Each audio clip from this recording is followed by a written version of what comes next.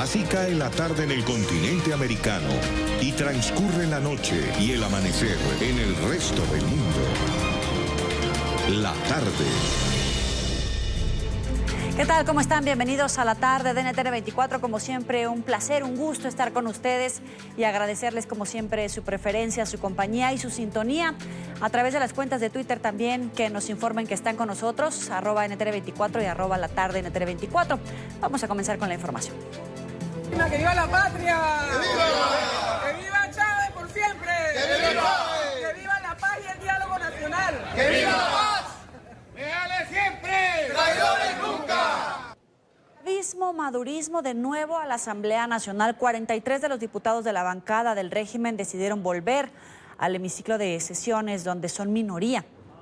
Dicen que su regreso al Parlamento busca crear espacios de diálogo con el gobierno interino de Juan Guaidó.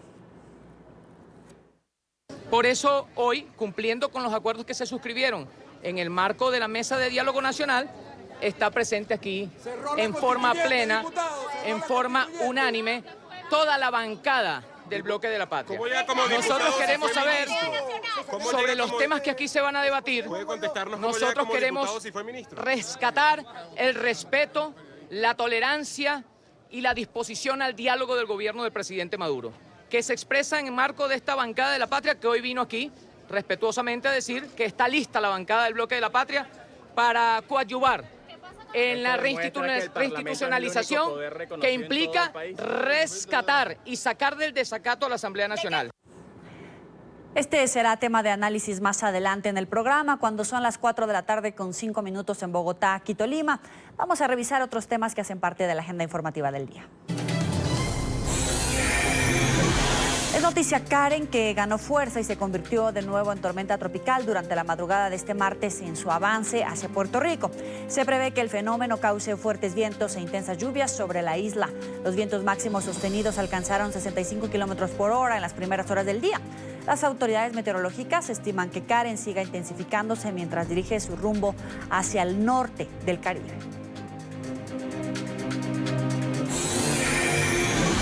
Es noticia el clamor de la comunidad que habita en las favelas de Río de Janeiro, en Brasil. Paren de matarnos, gritaban cientos de personas que salieron a las calles para manifestarse en contra de la represión policial en los sectores populares de la ciudad. La protesta tiene lugar después de la trágica muerte de una niña de 8 años tras ser impactada por una bala durante una operación de vigilancia. Tan solo en lo que va del 2019, 5 menores han perdido la vida en las acciones de los uniformados contra bandas criminales. Y la administración de Boris Johnson suma una nueva derrota. Este martes la Corte Suprema de Reino Unido se declaró ilegal en la suspensión del Parlamento decretada por el primer ministro. El máximo tribunal dio así luz verde a que el legislativo vuelva a sesionar. El vocero de la Cámara de los Comunes anunció que el Parlamento volverá a funcionar este miércoles. Un duro golpe al primer ministro británico Boris Johnson. La justicia británica consideró el martes ilegal y sin efecto su decisión de suspender las labores parlamentarias hasta pocos días antes del Brexit. La presidenta de la Corte Suprema, Brenda Hale, pidió que el Parlamento vuelva a ser convocado cuanto antes. Corresponde al Parlamento y en particular a los presidentes de las cámaras de los comunes y de los lores decidir qué hacer a continuación. A menos que haya alguna norma parlamentaria de la que no estemos al tanto, pueden tomar medidas inmediatas para permitir que cada cámara se reúna. El presidente de la Cámara de los Comunes, John Bercow, afirmó que el Parlamento británico se preparará para reanudar sus labores el miércoles. La actividad de sus dos cámaras había sido suspendida hasta el 14 de octubre, solo 2 semanas antes del Brexit. Johnson afirmó que el receso era necesario para preparar y presentar su programa de política nacional, pero diputados y activistas proeuropeos lo acusaron de haber tomado esta medida para amordazar a sus detractores y conducir al Reino Unido hacia una salida sin acuerdo de la Unión Europea el 31 de octubre. Es noticia el Parlamento español disuelto oficialmente este martes. El plazo para que los diputados invistieran a un nuevo presidente del gobierno expiró sin una solución política. El rey Felipe VI se reunió con la presidenta del Congreso para hacer efectivo el decreto de disolución de las Cortes Generales y la convocatoria para las elecciones el 10 de noviembre. Los españoles irán a las urnas por 4ª vez en 4 años.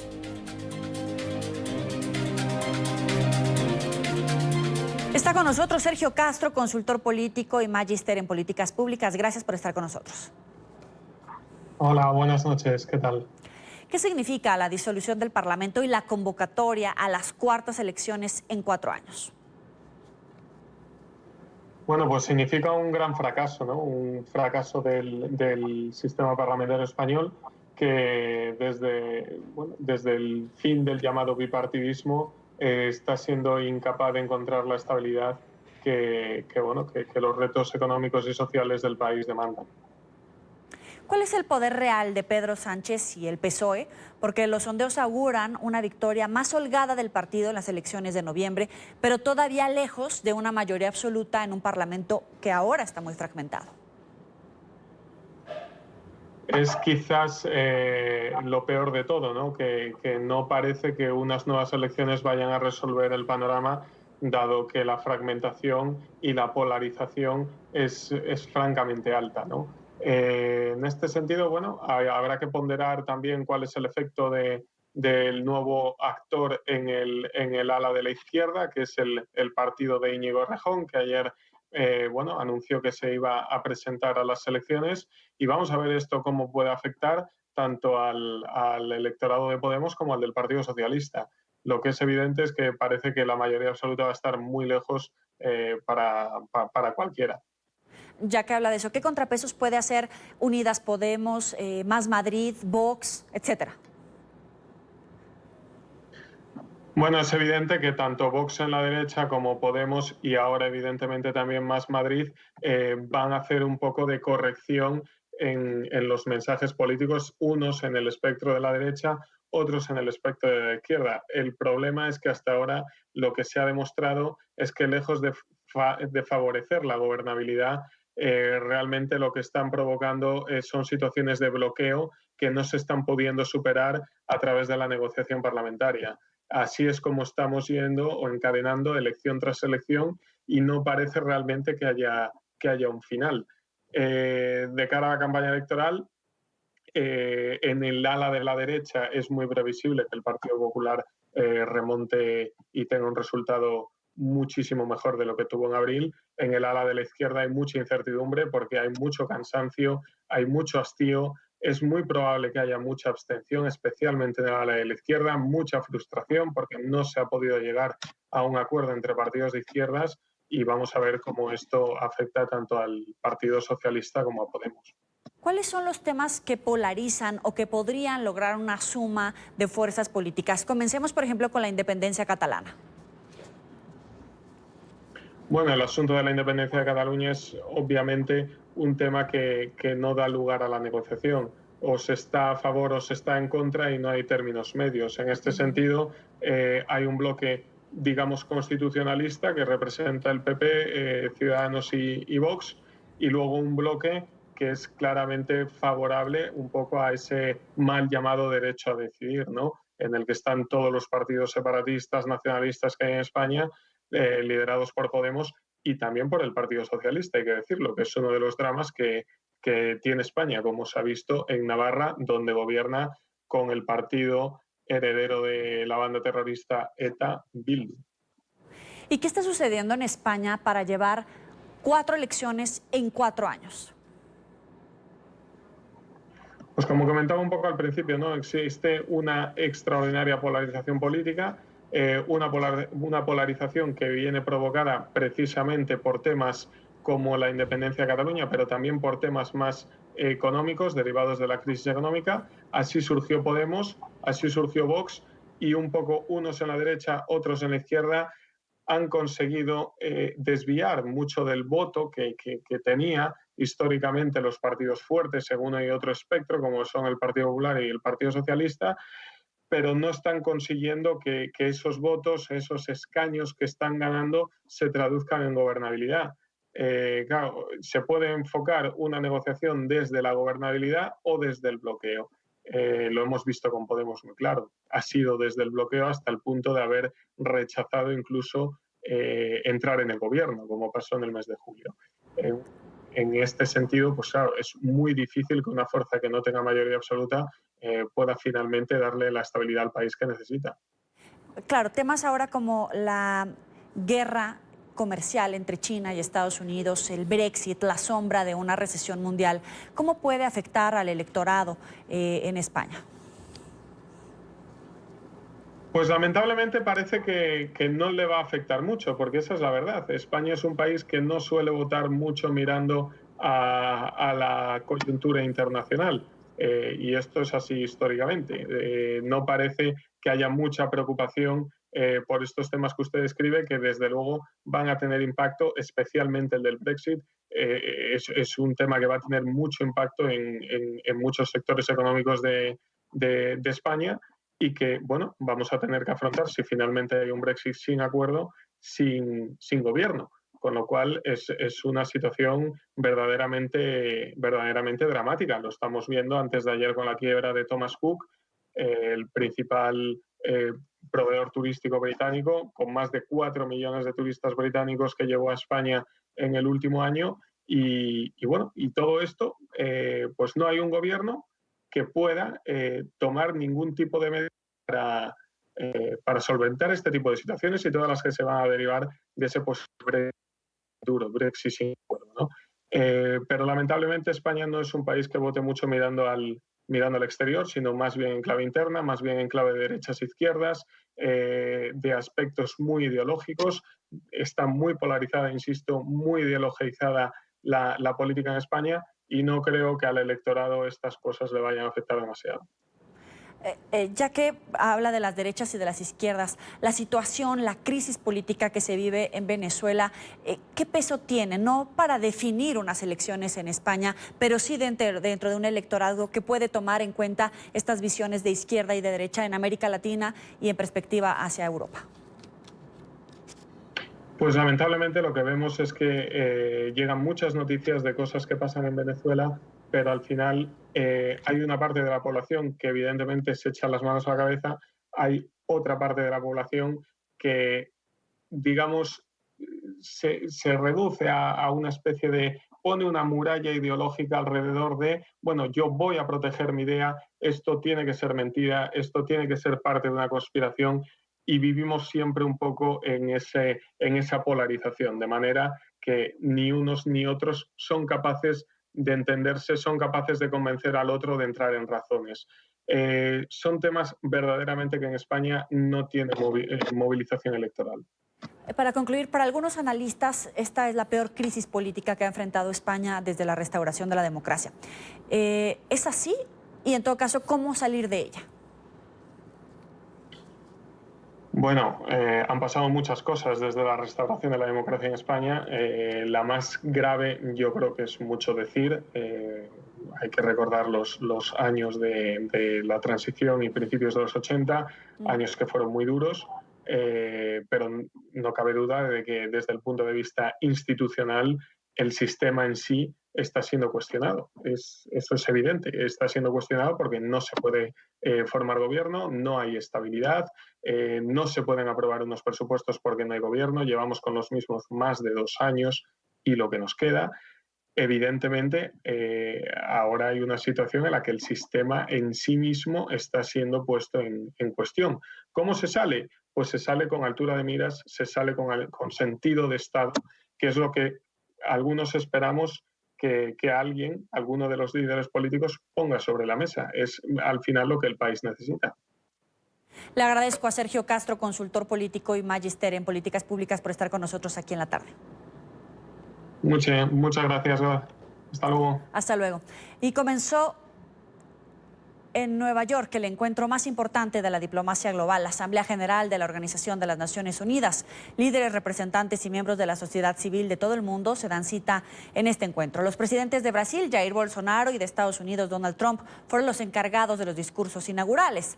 Trump habló sobre el socialismo, dijo que esa forma populista ha llevado a varios países a la pobreza y a la crisis que ocurre en Venezuela, Cuba y Nicaragua. Sobre el caso venezolano, dijo que Maduro es una marioneta del régimen cubano. El dictador Maduro es una marioneta de Cuba protegida por guardas cubanos que se esconden de su propio pueblo, mientras Cuba le arrebata la riqueza petrolera para financiar su gobierno comunista. Estados Unidos y nuestros socios han estado construyendo una coalición histórica de 55 países que reconocen el gobierno legítimo de Venezuela. A los venezolanos atrapados en esta pesadilla sepan que todo Estados Unidos está respaldándoles. Estados Unidos tiene una vasta cantidad de ayuda humanitaria lista y a la espera de ser entregada. Estamos vigilando la situación en Venezuela muy de cerca. Nosotros esperamos el día en el que la democracia sea restaurada, cuando Venezuela sea librada y cuando la libertad prevalezca en todo este hemisferio. También sobre el caso venezolano se pronunció el mandatario brasileño Jair Bolsonaro. Dijo que su país se ve afectado por el éxodo venezolano. A Venezuela, outrora, Venezuela era un país pujante y democrático y hoy experimenta la crueldad del socialismo. El socialismo está allí en Venezuela. Todo el mundo es pobre y sin libertad. Brasil ha padecido la dictadura venezolana. Más de 4 millones de personas han huido del país y una gran parte de ellos llegó a Brasil huyendo del hambre y de la violencia. Nosotros hemos hecho nuestra parte para ayudarlos. Estamos trabajando con otros países, entre ellos Estados Unidos, para que se restablezca la democracia en Venezuela, pero también nos esforzamos para que otros países de América del Sur no experimenten este régimen desastroso. Nos acompaña a esta hora la expresidenta de Costa Rica, Laura Chinchilla. Gracias por estar con nosotros, expresidenta. Un gusto, encantada. Primero que nada, ¿qué opinión le merece este nuevo paquete de sanciones aprobadas ayer durante esta sesión de los países que integran el TIAR? 16 votos a favor de 19 en total. Así es, sin lugar a dudas, pues una señal más que se da en la dirección correcta, una señal muy positiva, en donde los países de la región que hacen parte de este instrumento o el tratado interamericano de asistencia recíproca deciden activar este mecanismo fundamentalmente orientado en esta primera etapa a establecer sanciones más drásticas sobre muchos de los responsables del régimen que estén incurriendo en distintos tipos de actividades delictivas. El presidente Tuto Quiroga en su cuenta de Twitter decía que serían medidas que se deberían de adoptar también en países de la Unión Europea, no solamente estos 16 países firmantes. Esta medida, esta ola de este paquete de nuevas sanciones debe de extenderse a otros países que reconocen a Juan Guaidó y rechazan puntualmente la crisis política, económica y social que se vive en Venezuela. Pero sin lugar a dudas, es que el tema ya con la crisis de Venezuela es que no hay espacios para los términos medios.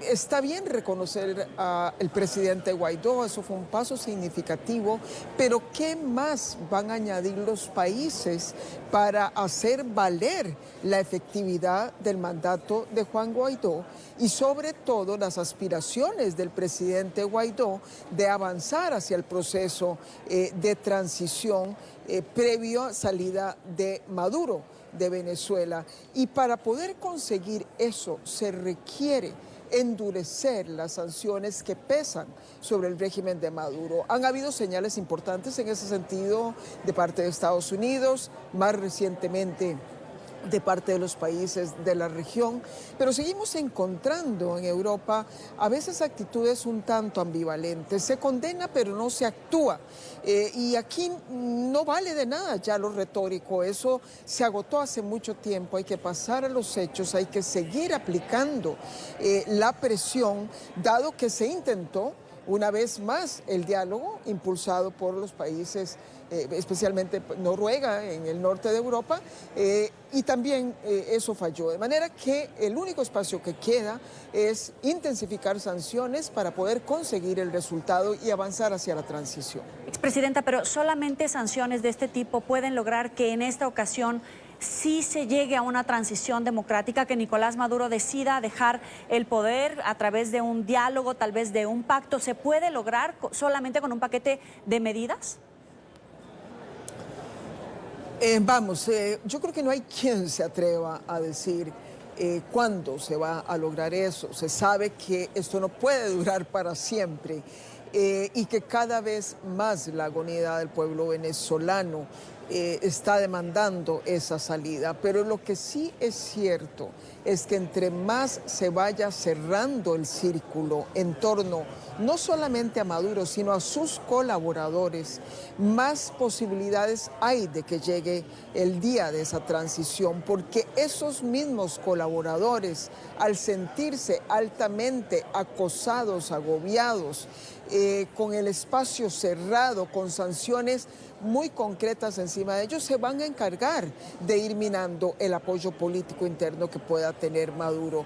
Es la única alternativa que se tiene a la mano y por eso es que no perdemos nada con ejercitarla, pero tenemos que hacerlo, no solamente ya los países latinoamericanos, no solamente Estados Unidos, sino también el resto de los países que están abogando por una transición hacia la democracia en Venezuela. Expresidenta, pongámonos en el ejemplo de que estamos trabajando en Costa Rica.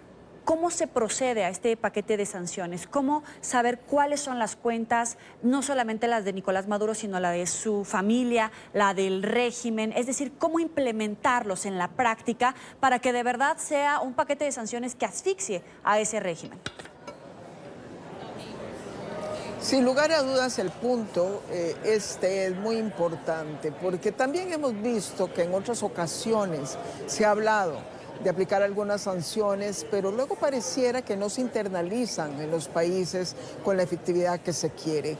Aquí, en principio, lo que debería ocurrir es que una vez que los cancilleres adoptaron esa decisión, instruyan al interior de sus países, a sus respectivos gobiernos, a través de la autoridad que tiene un presidente, a que se proceda en primer término a identificar a través de las oficinas migratorias los movimientos que puedan existir asociados a ciertos personajes del régimen de Maduro, para poder actuar sobre esos movimientos. Pero también hay que instruir al sistema financiero a efectos de, sobre esas listas, esa identificación que se haga de personas, poder determinar cuentas, propiedades, etcétera, que puedan estar a su nombre. Tampoco es tan fácil. Recordemos que muchas veces se utilizan terceros para eso, o se utilizan sociedades o personas jurídicas difíciles de identificar. Pero si hay la voluntad política de hacerlo, se pueden movilizar los recursos migratorios, los policiales y los financieros para poder imponer estas sanciones. Claro, ¿y cómo evitar que esas sanciones puedan llegar a afectar a venezolanos? Porque hay medidas como en Estados Unidos donde se vigilan todos los recursos que llegan desde Venezuela, pero a veces en este afán por perseguir a los aliados del régimen madurista termina perjudicándose a otros venezolanos. ¿Cómo es ese filtro para que sean unas medidas certeras contra el régimen, pero no contra los venezolanos? Vamos a ver, obviamente pueden haber algunas, digamos, imprecisiones a la hora de identificar quién es quién o de aplicar ya por parte de la burocracia algunas de estas medidas, pero todo hay que ponerlo en la balanza frente al sufrimiento extremo que está alcanzando a la mayor parte del pueblo venezolano, que de pronto se cometa un error que involucre a 1, 2, 3, 5 o 10 personas es nada. De nuevo, insisto, comparado con el impacto que la permanencia del régimen está teniendo sobre amplias mayorías del pueblo venezolano. La resolución descarta explícitamente la opción militar. Eso es para evitar la división entre los países que en este momento se oponen al régimen de Maduro. ¿Es un paso en la dirección correcta o debió haberse ido más allá? Mientras no haya, digamos, una posición más sólida en torno a los temas del uso de la fuerza militar. No tiene sentido seguir insistiendo en ella, no por lo menos de momento, porque lo único que se va a alcanzar es que se retrase la acción colectiva, porque genera divisiones al interior de los grupos. Entonces, a mí me parece que simple y sencillamente los cancilleres quisieron seguir avanzando con mucho realismo y adoptaron medidas que suponen un avance relativo, aun cuando algunos hubiesen querido que de una vez se decantara con más claridad la alternativa del uso de la fuerza en ciertos escenarios. No es que tampoco se está pensando por parte de quienes la impulsan de que sea de buenas a primeras. El TIAR tiene también todo un proceso de aplicación gradual. Pero a mí me parece que simplemente imperó un gran pragmatismo y se tomó o se adoptó esta decisión, que es una buena señal en tanto fue prácticamente votada de manera unánime. Claro, destacado lo que usted dice, que hubo un gran pragmatismo, pero por ejemplo, Uruguay votó en contra, Trinidad y Tobago se abstuvo. Hoy Uruguay dice que va a denunciar este mecanismo. ¿No se corre el riesgo que con el paso del tiempo se vaya diseminando este bloque de fuerza, de fortaleza, de empuje para los venezolanos para enfrentar a este régimen de Maduro? No es que siga ganando oxígeno el madurismo, pero ¿no se va perdiendo el impulso? Todo lo contrario, si vemos la historia de la posición de los países y las votaciones que se han tenido, pongamos un periodo de los últimos 5 o 3 años, vemos cómo ha venido cambiando notoriamente ese bloque que ahora adopta resoluciones casi que por unanimidad en contra del régimen de Maduro. Hace unos años era impensable siquiera una votación en contra de este régimen, y todavía no hace mucho eran más las abstenciones y más los votos en contra. Estamos hablando solamente de un país que votó en contra, y eso es bastante positivo de lo que se ha podido venir consiguiendo en la región, aun cuando para algunos, insisto, debimos haber llegado más rápido a este escenario, pero tenemos que reconocer que hay un bloque que se mantiene sólido, apoyando al presidente Guaidó y votando en contra del régimen de Maduro. Expresidenta, para concluir, usted dice que se debió haber llegado más rápido a este punto. ¿Cuál es el siguiente punto en el que no se debería de estar perdiendo y que deberíamos de llegar más rápido, o ya deberíamos de estar ahí? Bueno, definitivamente el tratar de intensificar todas las acciones diplomáticas para conseguir una posición mucho más determinante de parte de Europa. Creo que es un ingrediente que hace falta, es un ingrediente indispensable, es un bloque que por lo demás puede colaborar frente al régimen cubano. Tiene mayor llegada, mayor incidencia y podría ayudar en esa dirección. Bien sabemos que desafortunadamente no habrá una salida para Venezuela si no se hace algo también con Cuba. Me parece que todo debería apostar en las próximas semanas a intensificar esa acción diplomática sobre Europa. Le agradezco a la expresidenta de Costa Rica, Laura Chinchilla, por estos minutos para la tarde de NTN 24. En diferentes países. Muchos de los cancilleres que intervinieron ayer hicieron explícitamente la queja y el reclamo de cómo Maduro y su alianza con Cuba tienen planes verdaderamente concretos para desestabilizar de cualquier fórmula lo que significa la paz, la integridad y la democracia en la región.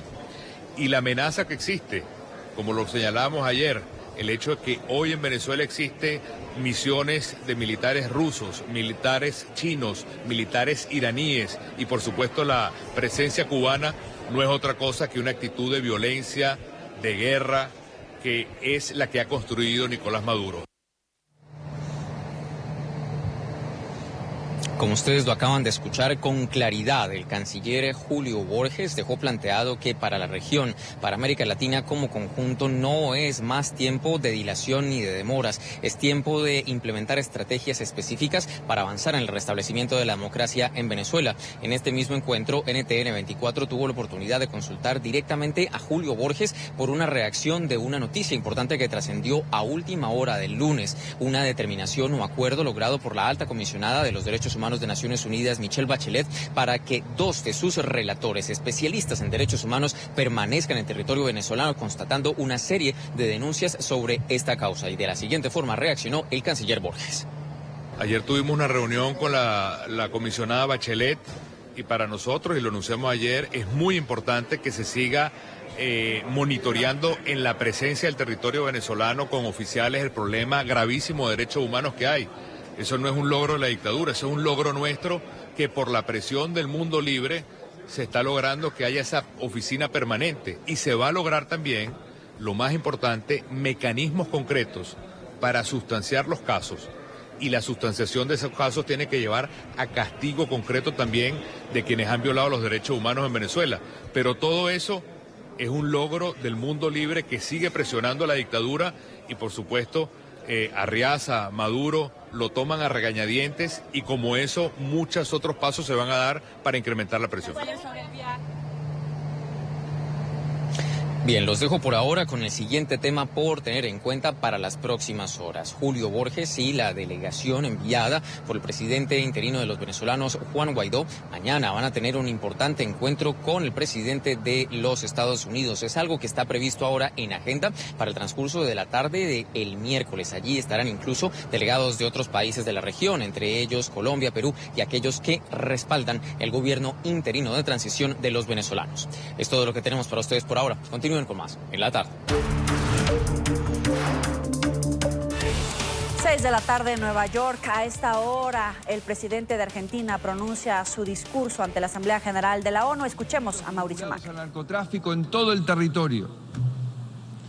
El año pasado, por ejemplo, inmovilizamos más de 500.000 millones de pesos vinculados al crimen organizado.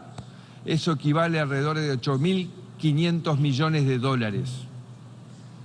Y también agilizamos los tiempos en la elevación a juicio de casos de lavado de dinero y corrupción y decomisamos bienes e inmuebles de personas imputadas por esos delitos. Asimismo, seguimos trabajando con los gobiernos de América Latina y el Caribe para alcanzar los consensos necesarios para la creación de un organismo jurídico regional capaz de enfrentar a este y estos tipos de crimen transnacional organizado. Señor presidente, en estos años demostramos un renovado y ambicioso compromiso en la lucha contra el cambio climático y la apuesta por el desarrollo sustentable. Somos conscientes de la emergencia climática y debemos actuar de acuerdo a los compromisos del Acuerdo de París. Por eso, tomamos la decisión de poner en marcha el diseño de una estrategia a largo plazo de bajas emisiones, lo que permitirá dar los pasos necesarios hacia metas más ambiciosas, tales como la neutralidad carbónica hacia el 2050. Esta iniciativa está sustentada en los esfuerzos que hoy ya estamos realizando, por ejemplo, en materias de energías más limpias, en particular renovables, eficiencia energética, conservación de ecosistemas, duplicación de la superficie de parques nacionales, creación de áreas marinas protegidas, cuidando nuestros bosques, aumentando la forestación, capturando carbono en nuestros suelos y también promoviendo tecnologías para una agricultura sostenible y buenas prácticas ganaderas y también reduciendo las emisiones en el sector del transporte. Señor presidente, durante estos años la igualdad entre mujeres y hombres fue mucho más que una consigna en la Argentina. Es un compromiso ineludible continuar empoderando a las niñas y a las mujeres y eliminar las brechas en el empleo, en la educación y en la participación política. Implementamos el Plan de Igualdad de Oportunidades y Derechos y construimos un sistema que no solo busca prevenir, sino también acompañar a mujeres víctimas de violencia. Establecimos la ley de paridad para los cargos legislativos y diseñamos nuestro presupuesto nacional con una estrategia igualitaria. Sabemos que queda mucho por hacer, pero estamos seguros de que no habrá vuelta atrás en los derechos y las oportunidades de hoy, que hoy tienen las mujeres en mi país. Señor presidente, un sistema multilateral y una gobernanza global más eficientes, así como un mundo más seguro y pacífico, requiere de regiones más estables, más integradas entre sí y conectadas con el mundo. Por eso, ratificando el valor de la integración regional, también desde el primer día decidimos hacer una fuerte apuesta por el Mercosur. Concertando las voluntades de los 4 socios, pusimos en marcha un camino para adaptarlo al siglo XXI, para que sea un bloque competitivo y dinámico y con reglas de juego claras. Le dimos un renovado y ambicioso impulso a nuestra agenda interna y externa, con acciones y logros concretos en beneficio de nuestros ciudadanos. Y luego de más de 20 años de negociaciones, logramos un acuerdo con la Unión Europea, un acuerdo sin precedentes para ambos bloques, uno de los más importantes a nivel mundial. Y esto nos va a permitir potenciar el comercio y las inversiones, impactando positivamente en la calidad de vida de nuestra gente. Y si bien es un paso importante, lo relevante, como en todo en la vida, es la trayectoria. Y a esto me refiero con un Mercosur moderno y abierto al mundo. Señor presidente, estoy convencido de que el rumbo a la inserción global de un país necesita de valores que orienten la acción. Nuestra historia y nuestra geografía nos unen a una región que valora profundamente la democracia, la libertad y los derechos humanos, todos como modo de vida y de convivencia pacífica. Por eso, desde el inicio de nuestro gobierno, lideramos la denuncia de la gravísima situación de violación de los derechos humanos en Venezuela, puesta en evidencia en el informe de la Alta Comisionada de las Naciones Unidas para los Derechos Humanos. La dictadura de Nicolás Maduro ha sumido a Venezuela en una crisis humanitaria sin precedentes. El éxodo masivo de millones de venezolanos está afectando gravemente la estabilidad y la gobernanza de nuestra región. Quiero una vez más convocar a la comunidad internacional para utilizar todas las herramientas diplomáticas y jurídicas disponibles para revertir esta situación, para que Venezuela vuelva a ser libre y democrática. Señor presidente, la Argentina reafirma los legítimos e imprescriptibles derechos de soberanía sobre las Islas Malvinas, Georgias del Sur, Sandwich del Sur y espacios marítimos circundantes. Y mantiene su predisposición y el llamado al Reino Unido a reanudar negociaciones bilaterales que nos permitan encontrar una solución pacífica y definitiva a la disputa. Sin embargo, creamos un nuevo marco de relacionamiento con el Reino Unido y así mejoramos las condiciones para avanzar hacia una solución. Y parte de esto, colaborando junto con la Cruz Roja, identificamos a la mayoría de los soldados argentinos sepultados en el cementerio de Darwin, saldando una histórica deuda con sus familiares. También reanudamos la cooperación científica en materia pesquera, incluyendo la realización de cruceros científicos conjuntos, y promovimos un mayor acercamiento entre las islas y el territorio continental argentino a través del establecimiento de una nueva conexión aérea semanal con Malvinas. Señor presidente, antes de finalizar, quiero transmitirles que en esta situación de incertidumbre que estamos atravesando los argentinos, hoy mi prioridad absoluta es ocuparme de todos ellos y llevarles alivio para transitar este momento. Pero sin desatender esa responsabilidad, decidí venir a compartir con ustedes este balance de la inserción internacional de la Argentina en estos 4 años. Porque frente a las tendencias de fragmentación. Creo que la mejor respuesta para avanzar hacia un futuro próspero es más cooperación, es más y mejor multilateralismo. Porque estoy convencido de que para crecer y desarrollarnos, para tener la vida que los argentinos nos merecemos, tenemos que integrarnos más al mundo y así desplegar todo nuestro trabajo y todo nuestro talento. Sé que podemos hacerlo. Depende de nosotros. Muchas gracias a todos. Concluye el discurso del presidente de Argentina, Mauricio Macri, ante el Pleno de la Asamblea General de Naciones Unidas. Ha hablado y admitido la incertidumbre que se vive en Argentina, hace un resumen de los años de su gobierno y también destaca el discurso, las palabras que refiere en torno a la crisis política, económica y social que se vive en Venezuela. Ha dicho que es una gravísima situación de violación a los derechos humanos en Venezuela, tal y como consta en el reporte de la alta comisionada para los Derechos Humanos, Michelle Bachelet. Dice que la dictadura de Maduro ha sumido a los venezolanos en una crisis sin precedentes, una crisis que está afectando a la región. Esto lo dijo ante el Pleno de la Asamblea General de la ONU. Ha convocado a todos los países a revertir la situación para que Venezuela vuelva a ser un país libre y democrático. Es el discurso con el que se presentó Mauricio Macri ante el Pleno de la Asamblea General de las Naciones Unidas. También ha instado a Irán a que coopere con la justicia argentina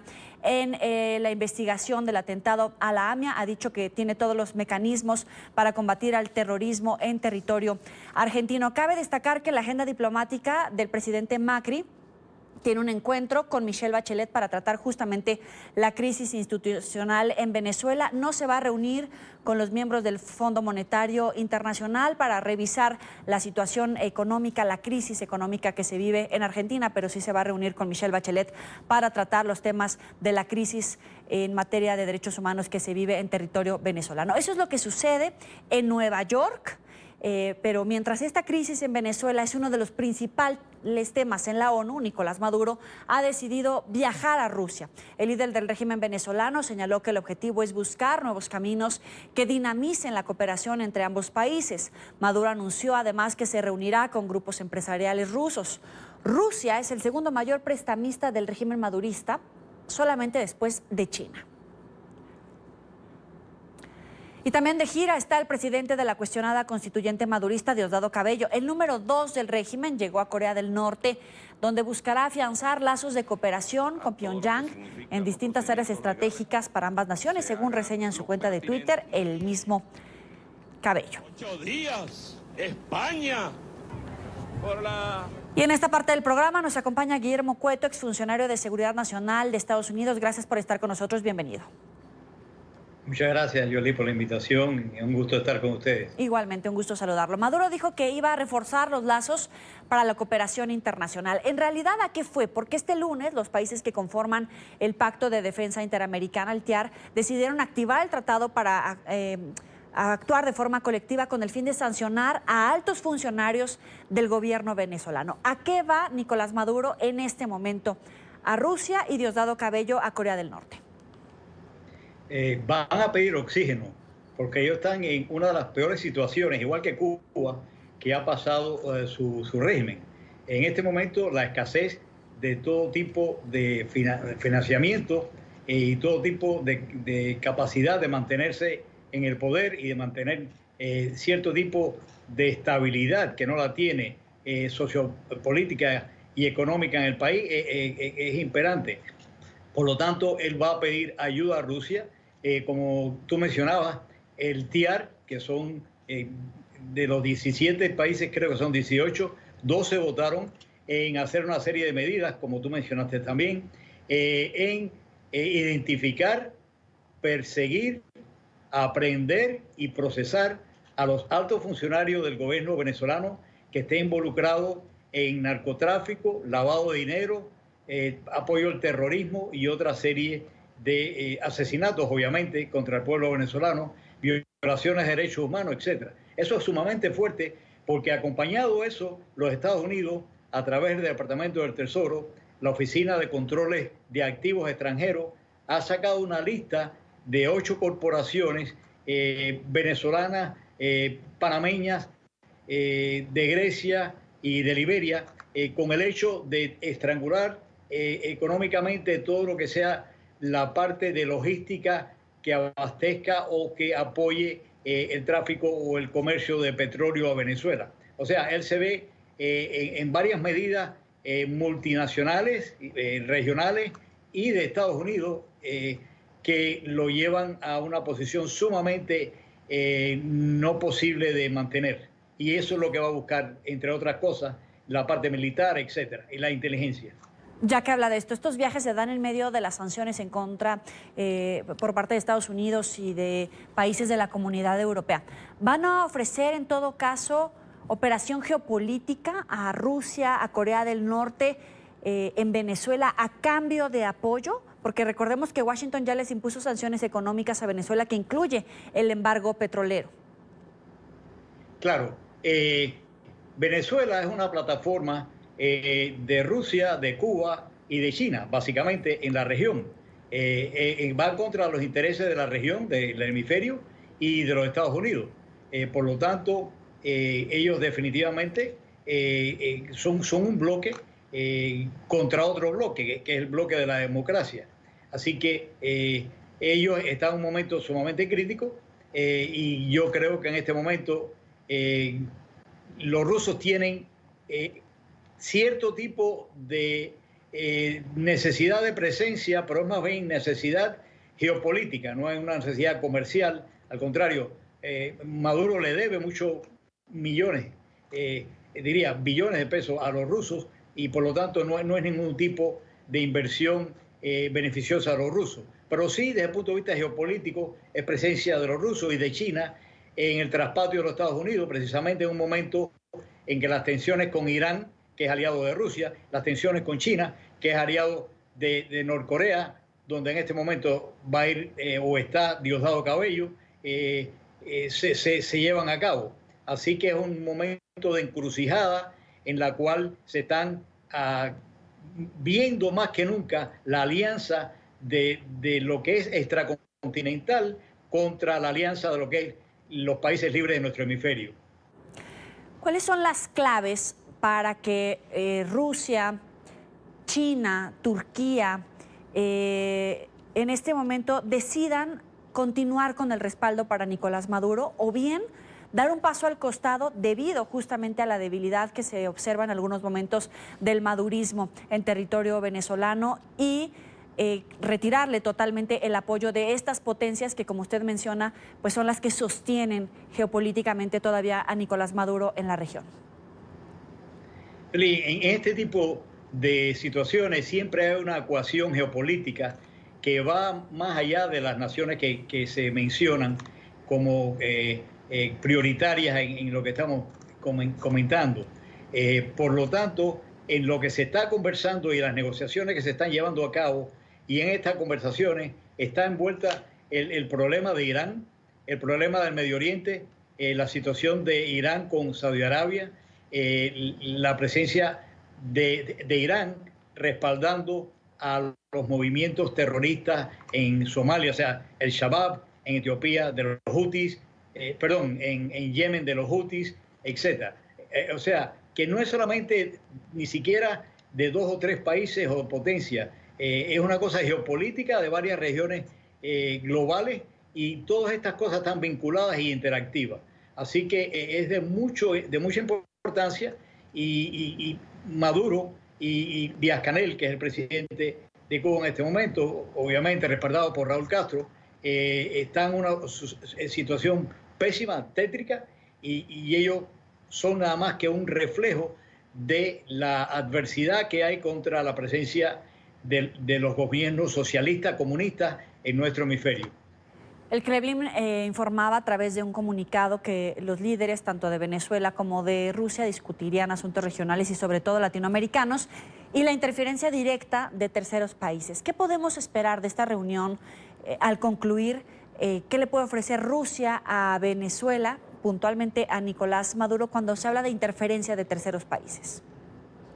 Es verdaderamente triste, se podría decir simpático, pero es triste que Rusia hable de una serie de intervenciones en territorios extracontinentales, en el hemisferio occidental, en Venezuela, en Cuba, en Nicaragua, etcétera, cuando son los rusos los primeros que ingieren fuera de su región política, o sea, de la parte geopolítica regional de ellos.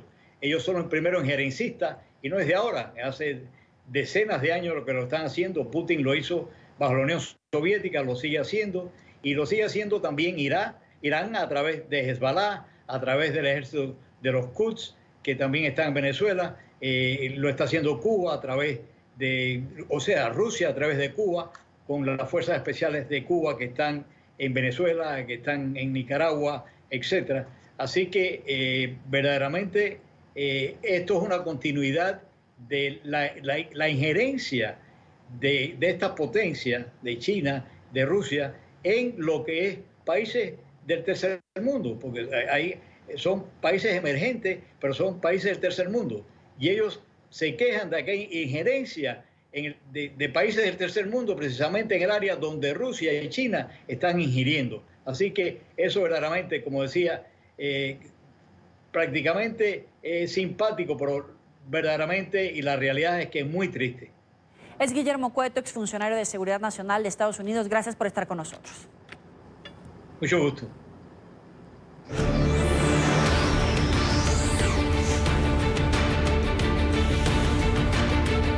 Segunda y última jornada del Foro Anual de Concordia. Hoy uno de los temas principales en los debates de análisis fue la situación en Venezuela. Voces de activistas, funcionarios y defensores de derechos humanos explicaron la gravedad de la crisis y defendieron la importancia de las sanciones internacionales. Esta tarde se espera la visita del presidente de Colombia, Iván Duque. Gustavo Alegret tiene toda la información. Adelante, Gustavo.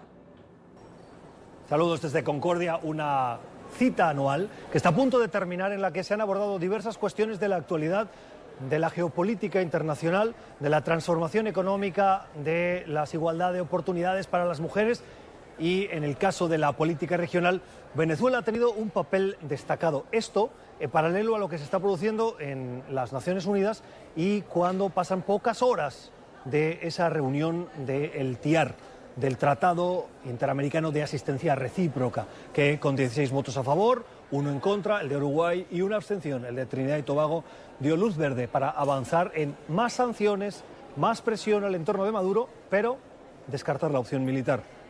Estados Unidos fue uno de los impulsores que votó a favor y que en la Organización de Estados Americanos tiene una voz que lidera en esta causa contra el régimen de Maduro. Por eso hemos invitado a su embajador en la OEA, el señor Carlos Trujillo, que ayer participó en esa reunión del TIAR. Embajador Trujillo, gracias por estar con nosotros. Bienvenido. Muchas gracias. En las últimas horas, Uruguay, que ayer votó no, ha anunciado que se retira del TIAR. ¿Qué opinión tiene?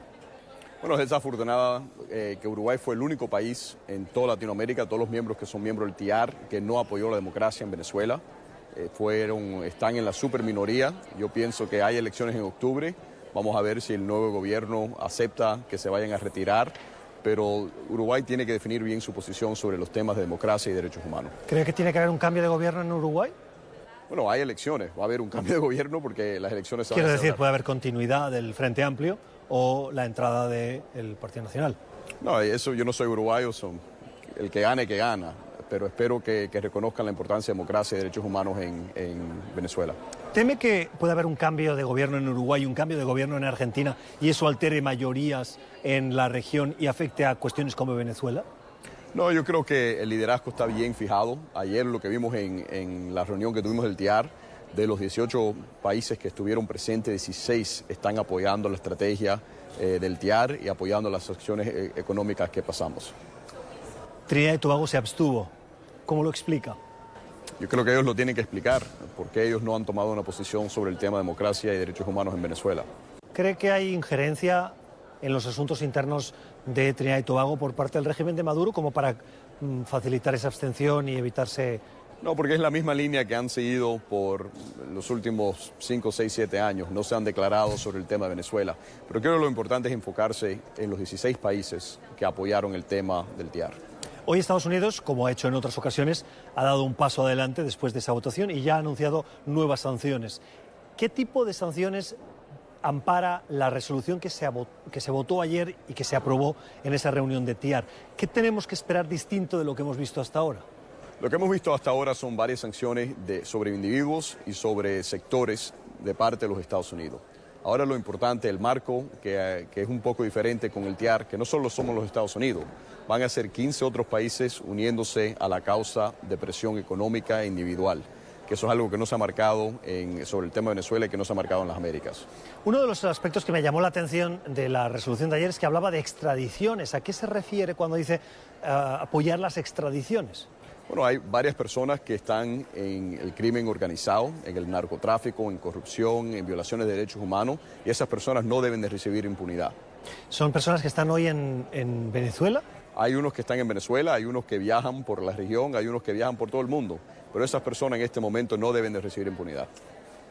Se refiere, por ejemplo, al general Hugo Carvajal, que está en España, solicitado en extradición por Estados Unidos, y que hoy precisamente la Fiscalía de España ha dicho que quiere avanzar en esa causa de extradición, a pesar de que la justicia ha amparado que se bloquee esa extradición, al menos en esa primera instancia judicial.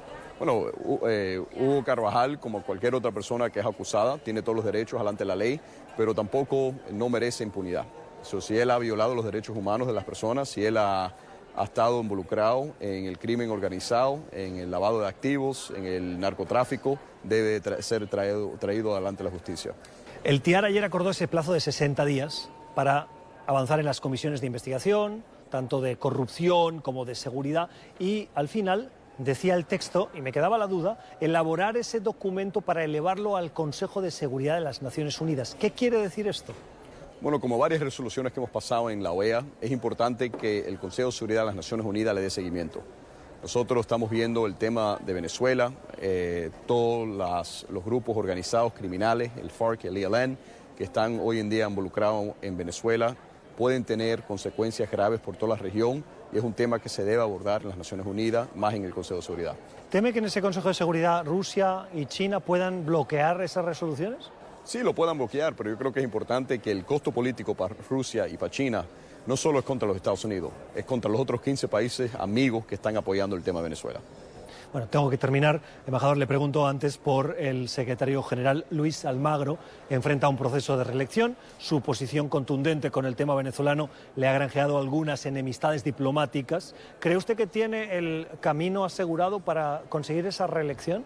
Yo creo que sí, tiene respaldo total de los Estados Unidos, de Brasil, de Colombia y de varios otros países, y yo espero que sea reelecto el próximo año. Es la opinión, la voz del embajador de Estados Unidos ante la Organización de Estados Americanos, cuando pasan ni 24 horas desde esa reunión de cancilleres del TIAR. Sí. Embajador, gracias por haber estado con nosotros. Devolvemos la conexión a nuestro Centro Internacional de Noticias. Gracias, Gustavo. Y mientras la delegación del gobierno interino de Venezuela adelanta reuniones en Nueva York, Juan Guaidó pide a los líderes reunidos en la ONU buscar soluciones reales a la crisis migratoria y económica en el país. Guaidó asegura que sus representantes ya cuentan con el reconocimiento de más de 60 países que hoy asisten a la Asamblea General de Naciones Unidas. Vamos a ver el siguiente informe. El presidente interino Juan Guaidó señaló que la ONU ha tardado en reconocerlo, pero que su delegación es legítima y aprobada por más de 60 países. Delegaciones de un mismo país con intereses diferentes. Bueno, sin duda algo inédito, y por lo cual nosotros tenemos que seguir luchando para dilucidar ese problema. Ya la OEA lo dilucidó. Sabemos que la ONU es un poco más lenta en ese sentido y hay que insistir porque, en definitiva, según nuestra Constitución, nosotros tenemos la representación legítima de Venezuela. El también presidente de la Asamblea Nacional, Juan Guaidó, envió un mensaje a los mandatarios que hoy participan en la Asamblea General de la ONU. Respecto al flujo migratorio que vive Venezuela, y más allá de la caracterización, más allá de lo que está sucediendo, más allá del diagnóstico, lo importante, creo yo, es buscar soluciones, insisto, al conflicto que vive. Pero le pide que lo reconozca. Mira, ya hay más de 60 países y seguramente se irán sumando muchos más. De nuevo, eso es un trabajo, como lo fue con la OEA, de esfuerzos de diplomacia, de generar las condiciones propicias para que en su momento tengamos ahí, como lo tenemos en la OEA, como Gustavo Tarre, la representación legítima. Por su parte, el diputado Carlos Valero señaló que es importante que la ONU reconozca la crisis que se vive en Venezuela, es la única manera de ayudar a resolverla. Y tiene que tener como norte, primero, el respeto a los derechos humanos. Segundo, el pleno restablecimiento de la Constitución. Tercero, la capacidad de que nuestro pueblo supere esta situación de miseria, esta situación de hambre. Y cuarto, que se acabe con los movimientos migratorios y con esos espacios en la frontera que el régimen ha dejado abiertos y que permiten que se conviertan en foco de delito, de grupos paramilitares, de narcotráfico, de guerrilla. Como un acto desesperado, así califica el presidente interino Juan Guaidó la visita de Nicolás Maduro a Rusia. Bueno, un desespero evidente que necesita hacerse ver acompañado por alguien. Cuando está aislado en el mundo, cuando está aislado y desesperado, evidentemente el dictador tenía que de alguna manera hacerse ver acompañado, pero llegando y pisando, el mismo Kremlin dijo que no iba a firmar ningún acuerdo. Diputados a la Asamblea Nacional esperan resultados positivos de la Asamblea General de la Organización de Naciones Unidas, sobre todo que se reconozca a Juan Guaidó como presidente interino de Venezuela. Es la información que manejamos desde Caracas. Continúen con más de la tarde de NTN 24. Vamos a una pausa en la tarde. Los invito a que se suscriban a nuestro canal en YouTube, NTN24. Van a poder encontrar todo el contenido multimedia, entrevistas, reportajes y la señal en vivo. Recuerden conectarse a www.youtube.com/NTN24. Ya volvemos. Avanzamos con más información. Hoy se reincorporaron 38 diputados maduristas a la Asamblea Nacional de Venezuela. Aseguran que su llegada al Palacio Legislativo es para buscar espacios de diálogo con el gobierno interino de Juan Guaidó. Esto hace parte del acuerdo que firmaron partidos políticos minoritarios con el régimen de Nicolás Maduro. Este es un informe de Luis Laya desde Caracas. 38 diputados de la bancada madurista se reincorporaron a la Asamblea Nacional, una acción que fue catalogada por los diputados demócratas como una muestra de debilidad al echar para atrás su postura del desacato. Tanto nadar para morir en la orilla, tanta pirueta, tanta maroma, tanta trapisonda, tanta brincadera, y aquí están. ¿Ustedes saben por qué están sentados ahí? Después de esas grandes discusiones que tuvieron, porque no pudieron destruir esta institución en 4 años. Los diputados del PSUV aseguraron que intentan con esto fomentar el debate y exigieron que cesen las sanciones internacionales en su contra. Rescatar el respeto, la tolerancia y la disposición al diálogo del gobierno del presidente Maduro. Durante la sesión intentaron participar algunos diputados del PSUV, que en años anteriores asumieron otros cargos públicos dentro del régimen de Nicolás Maduro, algo que prohíbe expresamente la Constitución. Tiene que buscarse un diputado que lo haga, que sea parte del cuerpo, alguien que haya tomado la decisión de tomar otro cargo, perdió su investidura. Que lo votaron es otra cosa, pero no va a buscar aquí que lo reincorporemos. Como a otro que duró creo que fue una semana de ministro de Finanzas y lo votaron porque no sabía nada de eso. Bueno, no puede regresar. Esta normativa legal fue rebatida por Pedro Carreño, que a pesar de reincorporarse señaló que la ADN permanece en desacato y no puede excluirlos del debate. Si bien es cierto, la Constitución establece que se pierde la cualidad de diputado al aceptar un cargo público, quien califica a los miembros es esta Cámara y esta Cámara está en desacato. Tras su reincorporación, exhortaron a la Asamblea Nacional a participar en el diálogo de Casa Amarilla, a lo que Juan Guaidó respondió recordando la propuesta de elecciones hecha en Barbados. Hoy hay un momento político en Venezuela para asumir responsabilidades y buscar una solución. Ya tienen la información, ya tienen la propuesta que se levantó y que se generó en ese espacio.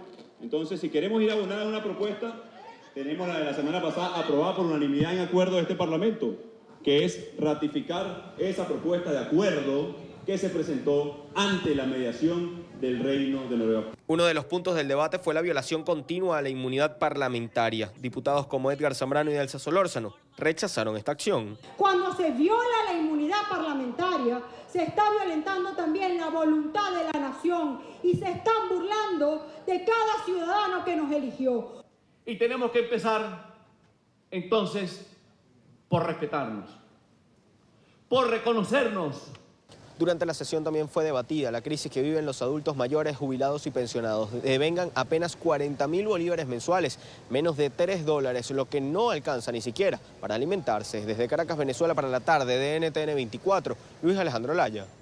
Vamos a una pausa y volvemos con el análisis de esta noticia. Está con nosotros Daniel Antequera, diputado ante la Asamblea Nacional de Venezuela, miembro de la Causa R. Gracias por estar con nosotros, bienvenido. Muchas gracias por la invitación. Disculpen que no puedo estar por video, pero hace minutos un nuevo apagón en el estado donde vivo, bueno, dificulta las comunicaciones. No se preocupe, entendemos perfectamente. Veíamos imágenes de los diputados chavistas, maduristas, regresar a la Asamblea Nacional. ¿Qué significa el regreso de estos diputados cuando es un resultado de los acuerdos parciales de la mesa de diálogo entre el madurismo y partidos minoritarios de oposición? Sí, así es. Mira, primero, volvemos un poco retrotrayendo, estos diputados se fueron en el 2017 por un capricho de no querer reconocer la autoridad política y legal que tenía la Asamblea Nacional en ese momento que presidía el diputado Julio Borges. Y bueno, ellos decidieron hacer cierta parte e irse al tema de la constituyente. Hoy, lo que se ratifica políticamente y ante el mundo, que ese camino que tomaron ellos es el equivocado. El Parlamento es el espacio por excelencia para debatir, donde las diversidades de opiniones tienen que confluir en algún espacio, en algún recinto, y ahí es donde está el carácter legal del espíritu legislativo en Venezuela. Lamentablemente mucho se pudo retroceder cuando estas personas se fueron, porque algunas cosas se pudieron haber resuelto, este entramado en temas legales y en temas políticos, mucho se pudo haber destrabado, pero lamentablemente no fue así, sino fue ahorita. Que no fue producto del acuerdo, fue producto de la presión que existe a nivel internacional de querer lavarle la cara a una dictadura, y unos partidos que no representan absolutamente a nadie se prestaron a este circo que quiere instalar la dictadura. ¿Y cómo queda la constituyente? Porque ellos regresando a la Asamblea Nacional, que no ha dejado de funcionar, pero que habían descalificado, habían desvirtuado y en este momento regresan y dejan de un lado la constituyente, ¿cómo queda esa Asamblea Nacional Constituyente? Bueno, queda como lo que denunciamos desde el primer día de su convocatoria, que era como algo que un parapeto, que lo que hace es entorpecer y acelerar más el conflicto político, social, económico, y que dentro del chavismo o dentro del madurismo, dentro del régimen, lo que es profundas grietas que demuestran las diferentes visiones. Fíjate, hoy de 55 diputados que sacaron ellos en el año 2015, la realidad es que hoy se incorporaron 38, y de esos 38, 3 eran personas que pasaron por ministerios que no deberían haber estado sentados ahí, y empezar, porque ellos se creen, bueno, los superpoderosos, se fueron para este cuerpo parlamentario a reconocer a Juan Guaidó como presidente nacional, a reconocer la Asamblea Nacional como un poder legítimo, a reconocer la autoridad de nuestro presidente encargado Juan Guaidó, para querer querer lavarle la cara a la dictadura. ¿Cómo sea la constituyente? Como la nada, como un paredón de fusilamiento que solo funciona cuando le quiere allanar la autoridad a algunos diputados, cuando quiere acelerar procesos de persecución. Y lo hemos visto, este año las únicas veces que han sesionado, ya tienen más de un mes que no sesionan, es para quitarle de manera ilegal la inmunidad a parlamentarios por cualquier motivo, porque se inventan cualquier motivo. Fíjate que hoy, cuando se da este regreso del partido de Maduro a la Asamblea Nacional, Diosdado Cabello sale corriendo y se va para Corea del Norte para no ser parte de eso, pero también otros tantos constituyentes no actuaron como bloques y no se sumaron a esta acción política, que ojalá pueda continuarse y la próxima semana para recordarles a ellos que son los culpables y responsables del desmadre que estamos viviendo en Venezuela. Ahora, las decisiones avaladas por la Asamblea, como que Juan Guaidó es el presidente interino, entre otras muchas decisiones, ¿estarían en firme?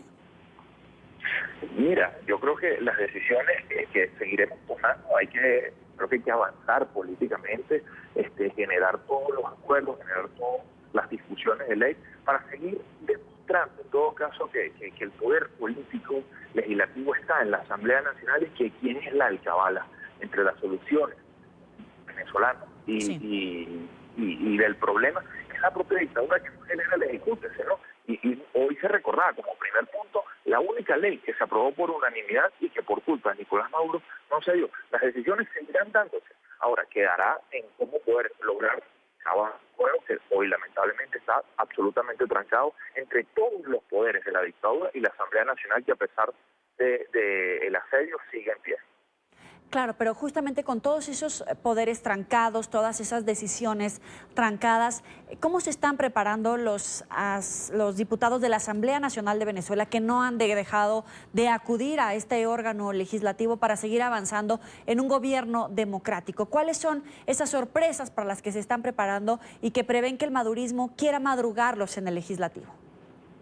Sí, bueno, sobre el tema, y yo creo que es muy importante y que ojalá y está en decisión, está en consulta, pero también en decisión individual de cada parlamentario, porque no sabemos, en todo caso, cómo reaccionaría la dictadura. Más de 25 diputados están afuera por el tema de la persecución. Si ellos quieren abrir un juego democrático, abramos primero la celda a Juan Requesén, un diputado que está injustamente detenido, o podamos abrirle también la embajada a 2 diputados que están en unas embajadas, en la embajada de Italia, como Américo de Gracia, como Mariela Magallanes, que están ahí por la persecución que le han tenido por los hechos del 30 de abril, que no tienen nada que ver con ellos. Otros tantos diputados que están afuera en diversas partes del mundo, porque el odio de la dictadura los ha ido a buscar. Por eso es que vemos que esta acción política de querer comprometerse con principios, es mentira. Y además porque quien lo hace es la oposición, es el chavismo, el madurismo, con un grupito de partidos que lo que hacen es bailar al son que le toque la dictadura, al son de que la música que le vayan colocando, y no se ven representados. Y como lo ha dicho, por ejemplo, hoy el Grupo de Contacto, que es una de las iniciativas, de las tantas iniciativas que existen en el mundo, como el Grupo de Lima, que ahí, en ese acuerdo, desde la primera petición pública que se hizo, no está la fuerza que hoy representa a la mayoría de los venezolanos. Por eso, la lucha, mira, es igual seguirla dando y sabiendo que esto lo que son es elementos distractores para nosotros olvidarnos lo que es realmente importante aquí, que es cómo buscar una elección presidencial para que Maduro salga y los venezolanos se expresen y digan cuál es el camino que quieren. Ahora, ese acuerdo contempla la liberación de todos los presos políticos, lo que ustedes están pidiendo, pero ¿cómo no caer en el juego? ¿Van a aceptar la liberación de esos presos políticos y darle el respaldo a esta reincorporación de estos diputados, o sería una tomada de pelo? Mira, yo creo que el tema de los presos políticos es un tema muy delicado. El poder, hay que tener mucha audacia para no caer en ese chantaje, en ese juego macabro de creer que los presos políticos son mercancías que se intercambian para poder ganar tiempo. Yo creo que eso es muy macabro y muy perverso. Nosotros, en todo caso, lo que estamos pidiendo es algo mucho más integral que la liberación de los presos políticos, que no deben estar ahí ni un segundo, ni los perseguidos ni los desplazados, sino algo mucho más robusto, el poder generar un equilibrio institucional donde esas personas tener acceso a una justicia y puedan determinar la inocencia de cada uno de los casos, que en la inmensa mayoría de los casos es así, y poder liberar el tema de los presos políticos. Lo que pasa es que la dinámica perversa que tienen ellos en ese sistema malvado, para ellos un preso político es una ficha de intercambio, para nosotros no. Ahora, estas decisiones, ¿cómo impactan a Guaidó, pero también a Nicolás Maduro? Mira, Guaidó, yo creo que en las últimas, desde ese acuerdo de mentira que firmaron el lunes anterior en vicepresidencia, lo que ha hecho es ratificar y unificar aún más a la oposición, desde los que creen en una forma y desde los que creen en otra forma, pero lo ha reunificado y ha empoderado más a este joven que sin duda alguna pues nos representa con mucho orgullo, pero también a Nicolás Maduro le ha visto las costuras de que dentro del chavismo, en las bases, hay profundas divisiones de cómo poder enfrentar esta realidad. Vemos del lado, por ejemplo, más extremo, como el de Diosdado Cabello, huyendo y tratando de torpedear, y veíamos incongruencia en su programa que tiene en Venezolana Televisión el miércoles pasado, y hoy sale corriendo. Vemos otras posiciones como hoy de circo, como por ejemplo la del exministro que se quiso incorporar de manera ilegal, Torrealba, diciendo que este es el camino. Pero en todo caso, hay algo que los resume a ellos, que ellos no ven el diálogo como un espacio de resolución de conflictos, lo ven, al igual que el tema de los presos políticos, como una manera de poder ir ganando día a día un espacio más en Miraflores para aterrorizar a la gente. En todo caso, hacer una evaluación de cómo influenció esto, sin duda alguna, estos días y estas acciones lo que han hecho es ratificar nuestra lucha, lo que han hecho es ratificar lo que ha venido diciendo Juan Guaidó todos estos meses. Para concluir, tienes menos de un minuto. ¿Cómo queda la mayoría opositora? ¿Se altera con el regreso de estos diputados? Mira, te comento, hoy precisamente se incorporaron 100 diputados de la Mesa de la Unidad, de la suma de los partidos políticos que no se rajaron ante el chantaje de la dictadura. Del otro lado, ellos son 55 y fueron 38. Y de hecho, 3 personas que no deberían haber estado ahí se incorporaron de manera ilegal, como es el exministro Hugo del Roa, el exdirector del Banco Central Sanguino y el exministro Torrealba. O sea, si vamos a ciencia cierta, ellos serían 35 y nosotros 100. Ahí está la garantía de lo que es la representatividad en el país. Le agradezco sus minutos para la tarde a NTN 24. Es Daniel Antequera, diputado ante la Asamblea Nacional de Venezuela, miembro de la Causa R. Gracias por estar con nosotros. Gracias a ustedes. Vamos a hacer una pausa. No, ya, se nos acabó. Es que yo estoy muy emocionada y quiero seguir. Pero gracias a todos por acompañarnos. Llegamos al final de la tarde. Nos puede seguir en las cuentas de Twitter y de Instagram que aparecen en su pantalla. Ya está listo Jefferson Beltrán con la noche y en minutos también el informativo de NTN 24. Pásala bien.